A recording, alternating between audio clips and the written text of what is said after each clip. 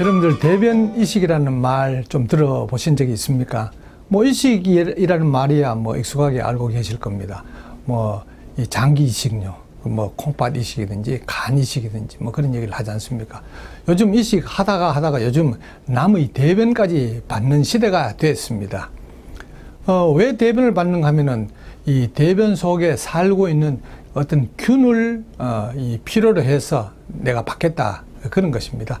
대변 속에는요 많은 균들이 살고 있습니다. 우리가 상상을 하기 힘들 정도로 많은 균입니다. 우리 사람 몸에는 세포 수가 굉장히 많습니다.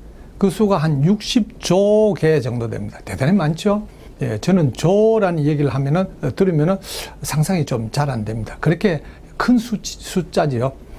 근데 이 대변 속에 있는 세균의 이 수는 한 100조 마리 정도 된다고 얘기를 합니다. 물론 그건 사람마다 대변의 양에 따라서 조금 다르긴 하겠지만 여하튼 그렇게 굉장히 많은 균이 있다는 것입니다. 이 균은 크게 둘로 분류를 합니다. 하나는 우리 몸에 좀 유익을 끼치는 유익균, 또 하나는 몸에 해를 끼치는 유해균.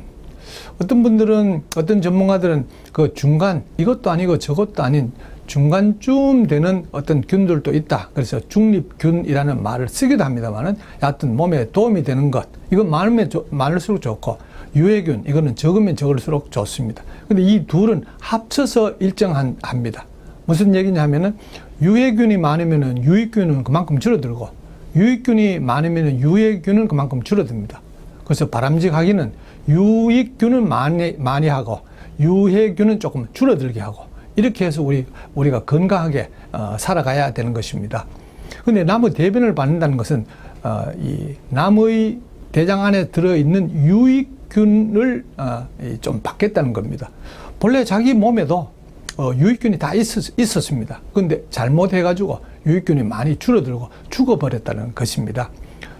이 세균의 그 성질을 잘 알면은 굳이 대변 이식을 받을 필요가 없는데 그걸 잘 이해를 못해서 뭐 그렇게 하는 것 같습니다. 세균은요 특징이 뭐냐면은 가만히 둬도 잘 번식합니다. 지금 너무 빨리 번식을 해서 그게 문제 아닙니까? 그걸 주기 위해서 이 항생제도 쓰고 그렇게 하지 않습니까? 우리가 음식은 상하죠. 음식이 상한다는 것은 세균이 많이 번식한다는 뜻입니다. 그래서 특히 여름철에는 상하니까 냉장고도 좋고, 또 이걸 건조시키기도 하고 소금을 많이 넣어가지고 이 번식을 좀 억제하기도 하고 그렇게 하지 않습니까? 세균은요 가만두면 엄청나게 빠른 속도로 번식을 합니다. 예. 그러므로 남의 대변을 받으려 하지 말고 내 대변 속에 있는 유익균이 잘 크게만, 환경만 조성을 하면 되는 것입니다. 이걸 이 번식을 해서 어떻게 하자 하는 것은 좀 부질없는 일입니다.